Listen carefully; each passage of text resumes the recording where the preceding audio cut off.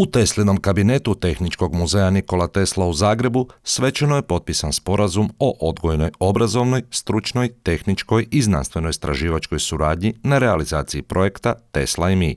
Cilj projekta je promoviranje ostavštine Nikole Tesle te uvođenje inovacija u obrazovni proces mladih. U projektu se radi da smo svi okruženi Teslinim inovacijama i Teslinim rješenjima. I da jednostavno mi čak nismo niti svjesni, evo i sad dogovorimo da je tu dio i Tesline inovacije. Jednostavno da to postane inspiracija za mlade naraštaje i da oni krenu kreativno razmišljati i promišljati na koji način unaprijediti.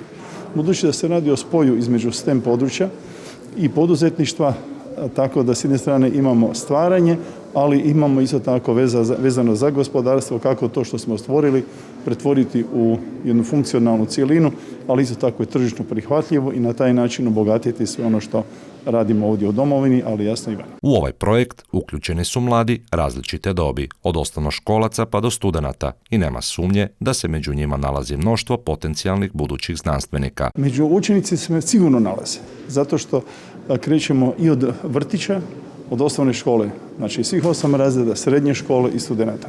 Prema tome mi nikad ne znamo kada će nekome učeniku, djetetu, sudioniku ovakvih kampova se probuditi taj interes i želja i jednostavno usmjerenje ka znanosti, ka tehničkoj struci, ka stvaranju novih vrijednosti. Inicijatori pokretanja ovog projekta su Udruga Poduzetni i grad Gospić, a partneri su Tehničko veleučilište Zagreb, Europska poslovna škola Zagreb, Institut za obrazovanje i poduzetništvo, Prva tehnička škola Nikola Tesla i privatna gimnazija i ekonomska škola Katarina Zrinski.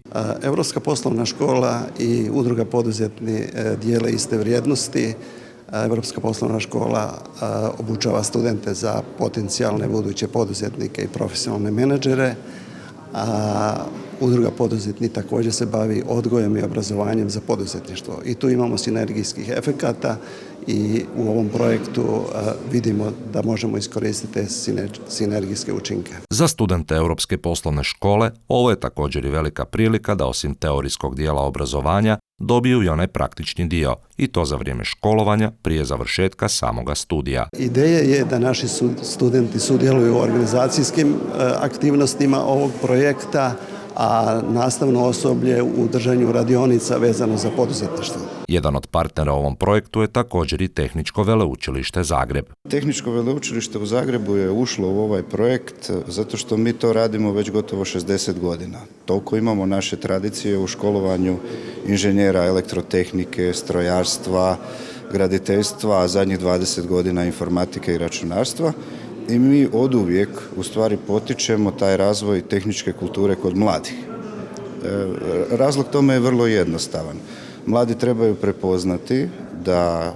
prepoznati sebe u tehnici, da vide ako ih taj dio zanima, da na kraju upiše naše tehničke studije. Od ovog projekta očekuje se uvelike razvoj tehničke kulture mladih. Pa ja u stvari od ovoga projekta jako puno očekujem u smislu, ponovo ću spomenuti tu riječ, razvoja tehničke kulture. Znate kako se u našoj Hrvatskoj jako puno razvija ta sportska kultura i stvarno se puno daje u razvijanje sporta kod mladih.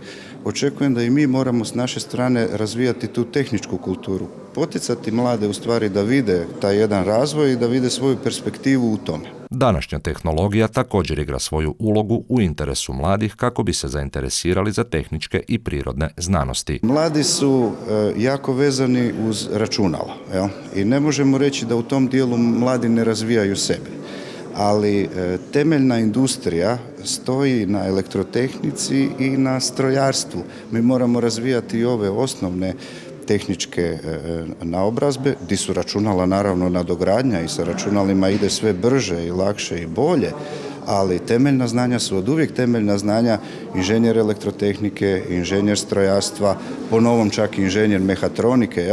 Dakle, to jesu nekakve temeljne dijelovi koje mladi moraju naučiti, ali moraju sebe prepoznati u tome, jer samo ako imate volju za tehničkim studijem, onda ćete ga sa lakoćom završiti i raditi taj posao u životu. Recimo i to da su i poduzetništvo i poduzetnici od ključne važnosti za dugoročni razvoj naše ekonomije, kao i za zdravlje i prosperitet društva.